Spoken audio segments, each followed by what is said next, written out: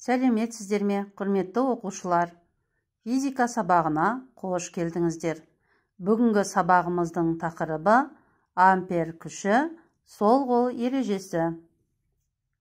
Қымбатты оқушылар, бұл сабақта біз тоғы бар өткізгішке магнит өрісі әсерін сипаттауды, сол қол ережесі арқылы күш бағытын анықтауды, электр өлшеуіш құралдардың электр қозғалтқыштың жұмыс істеу принципін түсіндіруді үйренеміз.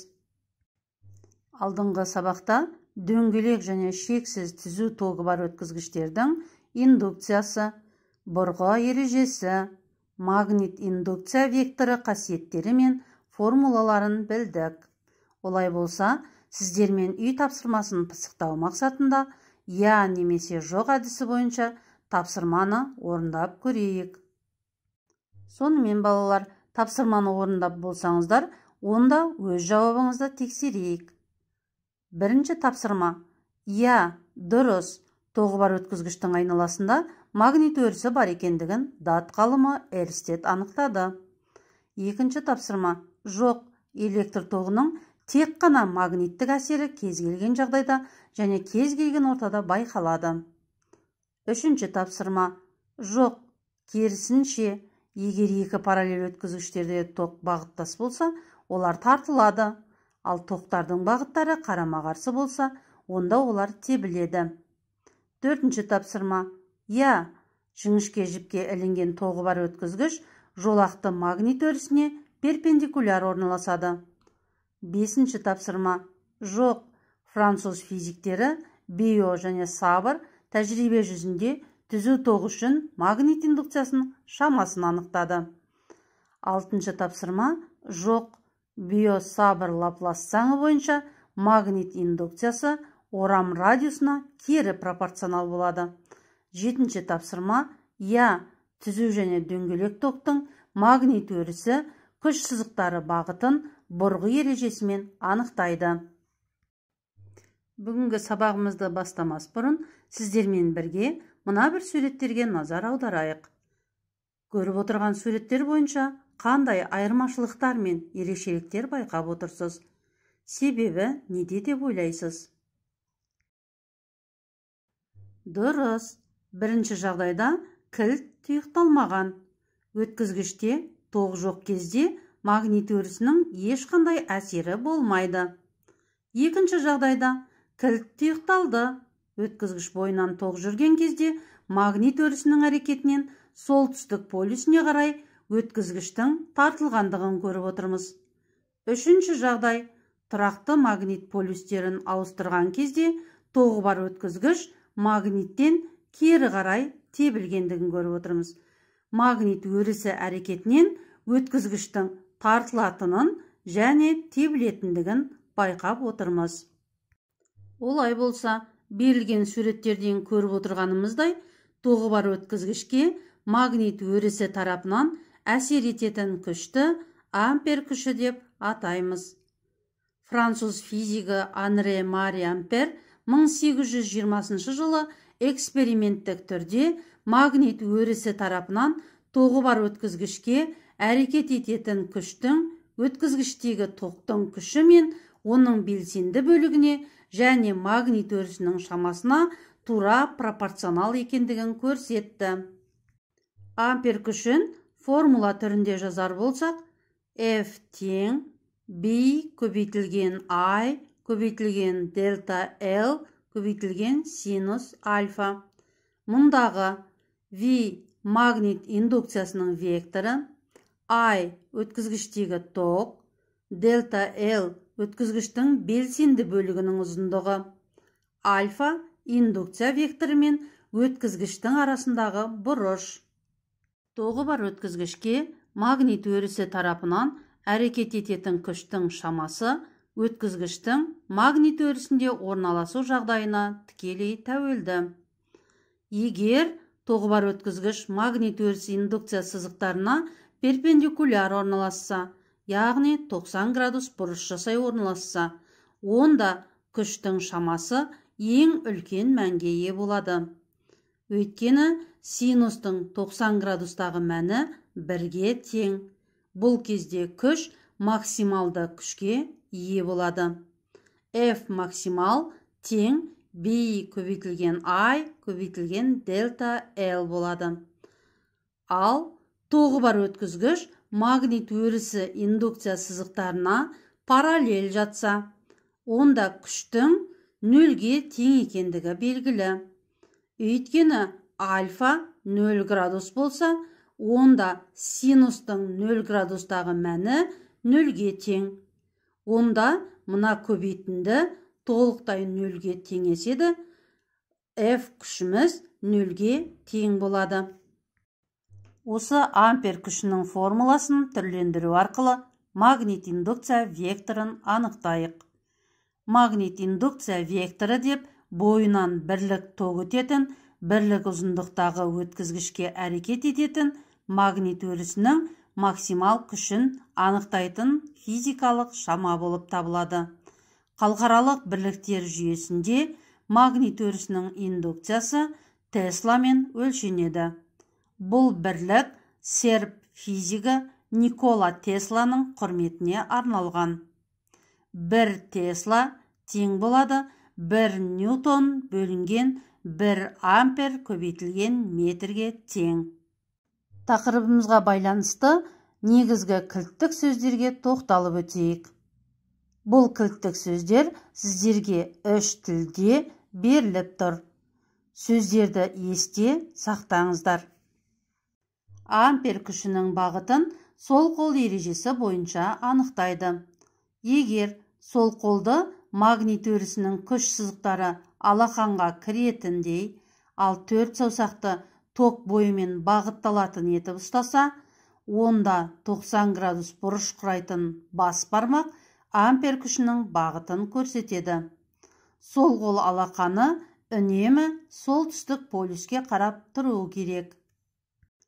Ампер күші қайда және қандай аспаптарда қолданылады? Алдыларыңызда бірнеше электр өлшегіш аспаптар беріліп тұр. Электр өлшегіш құралдар әртүрлі электрлік шамаларды өлшеу үшін қолданылатын құралдар класы болып табылады. Амперметр, вольтметр, омметр, ваттметр, мультиметр, электр қозғалтқыштар. Амперметр ток күшін өлшеу үшін, вольтметр кернеуді өлшеу үшін, омметр электрлік кедергіні өлшеу үшін, ваттметр электр тогының қуатын есептеу үшін, электрлік есептегіштер тұтынылған электр энергиясын есептеу үшін, мультиметрлер көп функционалды құралдар ретінде қолданылады. Барлық электр өлшегіш аспаптар тұрақты магниттен, темір стерженнен, серіппеден, тоғы бар өткізгішті рамадан тұрады. Тұрақты магниттің полюстерінің арасына ішінде өзекшесі бар раманы қояды.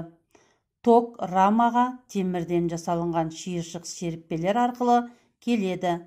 Ток болмаған кезде серіппелер раманы горизонталь күйде, ал аспаптың көрсеткішін шкаланың нөлдік деңгейінде ұстап тұрады. Ал ток пайда болған кезде рама ампер күшінің әрекеті мен серіппенің серпімділік күшінің әрекеті теңелгенше бұрыла береді. Рамадағы ток күшінің мәні артқан сайын магниттің рамамен әрекеттесуі де күшейе түседі. Раманың бұрылу бағыты ондағы ток бағытына тәуелді болады. Электр қозғалтқыштар. Электр энергиясын механикалық энергияға айналдыруға арналған құрылғы болып табылады. Электр қозғалтқыштары негізгі екі бөліктен тұрады. Қозғалмайтын бөлігі статор және қозғалатын бөлігі ротордан тұрады. Электр қозғалтқышта статор қызметін доға тәрізді магнит атқарады. Ротор қызметін темір өзекшеге оралған тоқ өткізетін өткізгіш сымдар атқарады. Оқушылар, осымен біз сабақтың теориялық бөлімін аяқтадық. Енді сабақтың мақсатына жетуге бағытталған практикалық тапсырмалар орындайық. Алдыларыңызда бірінші тапсырма. Берілген суреттер бойынша токтың бағытын анықтау. ампер күшінің бағытын сол қол ережесі бойынша анықтау. Сонымен бірге магнит индукция векторының бағытын анықтау керекпіз. Бейне сабақты үзіліске қойып, тапсырманы орындаңыздар. Тапсырманы орындап болсаңыздар, өздеріңізді тексеріңіздер. Жауабы: А суреті бойынша тоқтың бағыты бізге қарай бағытталған. Ампер күшінің бағыты тік жоғары қарай бағытталған. Ә суреті бойынша тоқтың бағыты бізден ары қарай бағытталған. Магнит индукция векторының бағыты солдан оңға қарай бағытталған. Келесі тапсырманы орындайық. Екінші тапсырма. Бұнда да берілген суреттері бойынша тоқтың бағытын анықтайсыз. Ампер күшінің бағытын сол қол ережесі бойынша анықтайсыз. Және магнит индукция векторының бағыты менен оның формуласын жазасыз. Екінші тапсырманы орындап болсаңыздар, өзімізді тексерейік. Жауабы: Б суреті бойынша тоқтың бағыты бізден ары қарай, ал ампер күшінің бағыты оңға қарай бағытталып тұр. Е суреті бойынша магнит индукция векторының бағыты бізден ары қарай. V тең F бөлінген I көбейтілген дельта L. Бұл магнит индукция векторының формуласы болып табылады. Келесі тапсырма. Бүгінгі өткен тақырып бойынша есеп шығарайық. Актив бөлігінің ұзындығы 5 см болатын өткізгішке 50 миллиньютон күшпен әсер ететін магнит өрісінің индукциясы қандай? Өткізгіштегі ток күші 25 амперге тең. Өткізгіш магнит өрісінің индукциясына перпендикуляр орналасып тұр. Тапсырманы орындау кезінде ең бірінші берілген шамаларды халықаралық бірліктер жүйесіне айналдырып алыңыздар. Мақсатқа жету үшін берілген дескрипторларды басшылыққа аламыз.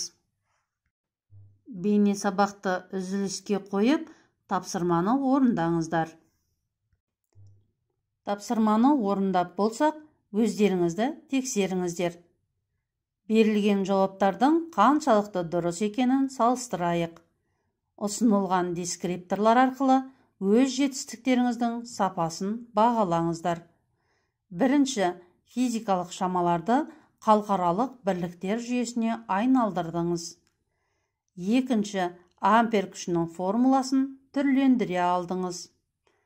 Үшінші, берілген сандық мәндердің орнына қоя отырып есептей алу. Төртінші, магнит индукция векторын анықтай алу. Егер тапсырмаларды орындау барысында кедергілер мен қателер кездессе, ол қателіктерді неліктен жібергеніңізді және өз нәтижеңізді қалай жақсартуға болатындығы жайлы ойланыңыз. Ал енді балалар, есеп шығару жолдары мен тапсырмалар түсінікті болса, онда үйге берілген тапсырмаларды мұқият орындаңыздар. Бүгінгі сабақ барысындағы формулаларды пайдаланасыздар. Ал енді балалар, бүгінгі сабақ бойынша рефлексия жасаңыздар.